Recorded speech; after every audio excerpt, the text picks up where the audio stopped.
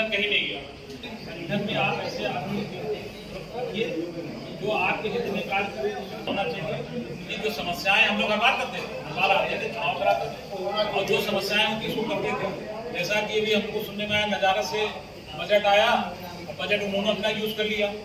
हाँ सर, हाँ सर, मतलब उन्होंने अपना ही बजट पास करा दिया। और ऐसी बातें आती है, बिल का मामला, बिल में हमारे कर्मचारी, वही कर्मचारी हमारा बिल पैसा मांग लिया।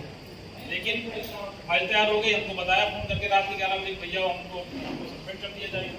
फिर हम ईडीएस मिले, कह रहे यार तुम ये अभी कल कह रहे थे काम नहीं करते कर्मचारी, फिर उसको हमने वापस कराया। अगर कल वो सस्पेंड हो जाता तो ये कहते संडे सेक्शन जो ही अकाउंट सेक्शन जो बिल्कुल हकीकत है, तो जब वहाँ जाता है तो आदमी हम ही को क्लाइंट समझ लेता है, जो बिल्कुल सही बात है। तो क्लाइंट है ठीक है, लेकिन काम करते रहो, वो करते रहो तो ठीक है। काम भी नहीं कर रहे हो और आपस में आप वो कर रहे हो, तो वो नहीं होना चाहिए। तो हम ये चाहेंगे कि हमारे सभी साथी इस मामले में बिल्कुल नए हैं, चाहे अंकित हो चाहे आप, कह रहे हैं कि मीटिंग में आप लोग आया करिए। अभी मीटिंग हुई, कुछ लोग आए नहीं है। संगठन तहसील के लोग 2-4 आते, 42 सीटर बस की बाद मालूम चला, लेकिन ये कलेक्ट्रेट में हर सीट पे अलग माल लागू है, दूसरा काम सर आपने देखिए आपको तो बड़ा प्रयास जरूरी है कि सिंचाई करने वाला होगा तहसील में एक बार होना चाहिए। एक बार हम लोगों ने अलग से बनाया था कि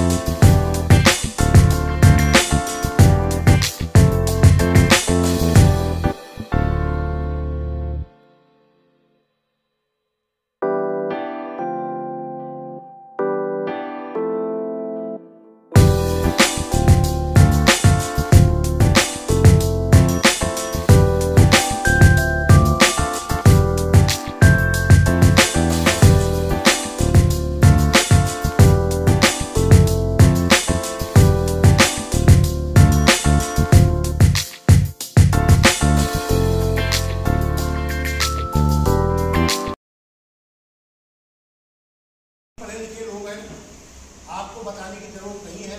हमारे साथी लगभग जो हमारे न्यू कॉमर्स आए थे वो भी लगभग 2 साल तो आप लोगों को हो गए होंगे, 3 साल हो गए। 2 साल में 3 साल में बहुत कुछ आदमी समझ जाता है कि कौन हमारे लिए अच्छा है और कौन ज़्यादा अच्छा है, कौन कम अच्छा है। अच्छे तो सभी हैं, कोई भी है। तो आपको इस बात का विशेष तौर पे ध्यान रखना है, क्योंकि आगे आने वाले समय में आप देख रहे हैं जो सरकार की नीतियां हैं वो 110% कर्मचारी दिनांक 13 तारीख को होने वाले निर्वाचन के संबंध में इकट्ठा हुआ है। उद्देश्य साफ है कि हमको ऐसा चुनाव करना है जो हमारे लिए लॉन्ग टर्म में यूजफुल है। हम कोई भी इन्वेस्टमेंट करते हैं, चाहे आप बैंक में इन्वेस्ट कीजिए या SIP या कोई भी इन्वेस्टमेंट कीजिए, तो आप एक बार सोचते हो कि हाँ इसका क्या पोर्टफोलियो चल रहा है, कितनी इसके वो बैंकिंग की स्किल कैसी है, क्या है। तो हम लोग हर चीज़ को सोच के एक इन्वेस्टमेंट करते हैं। सम्मानित पदाधिकारीगण और सभी हमारे वरिष्ठ और कनिष्ठ कर्मचारीगण, मैं तो बहुत अब अपने आप को बड़ा लकी समझती हूँ कि सर के नेतृत्व में मुझे संगठन मंत्री के पद पर चुनाव लड़ने का प्राप्त हुआ है और सौभाग्य प्राप्त हुआ है। और बस आप लोगों से यही कोशिश रहे कि हमेशा यही रहा है कि कोई ना कोई किसी न किसी एम्प्लॉय को कोई घरेलू समस्या या ऑफिशियल कुछ ना कुछ होता है, फिर वो एक तरह से जब कुछ फाइलें ऐसी फंसती है ऐसे टाइम पे परिस्थिति पे, तो हमें संगठन ही याद आता है और वही सपोर्ट में रहता है।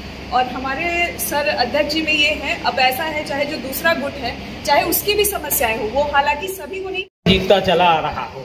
ये तहसील मलियाबाद का मुझे आशीर्वाद मिला और आज भी मैं चाहता हूँ ये कायम रहेगा, जैसा मुझे विश्वास है।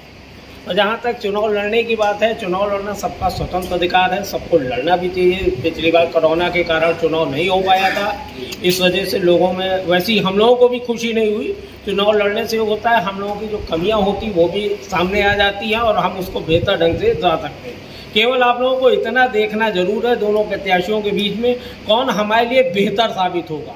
वोट सबका स्वतंत्र अधिकार है, सब लोग खरीदे, मैं कोई ये नहीं कहता, लेकिन अगर आपको ये लगता है कि ये बेहतर है तो हम लोगों को और हमारे कलेक्ट्रेट के और हमारे जितने भी महिला साथी हैं और हमारे तहसील मलियाबाद के बहादुर साथी हैं, उत्तर प्रदेश मिनिस्ट्रियल कलेक्ट्रेट कर्मचारी संघ का जो चुनाव 13 जून को संपन्न होना है वो कोई बहुत बड़ा चुनाव नहीं है, ना किसी मंत्री या विधायक के लिए या सांसद के लिए नहीं है। ये हम आम कर्मचारियों का एक आम चुनाव है। इस चुनाव में कोई जीते कोई हारे, किसी को कोई फर्क नहीं पड़ता है। नहीं, फर्क पड़ता है, फर्क पड़ता है संगठन में, संगठन को फर्क पड़ता है। अगर सही चुना हुआ पदाधिकारी नहीं आएगा तो संगठन को नुकसान होगा, और सही पदाधिकारी चुन के आएगा तो आपकी समस्याओं का हल।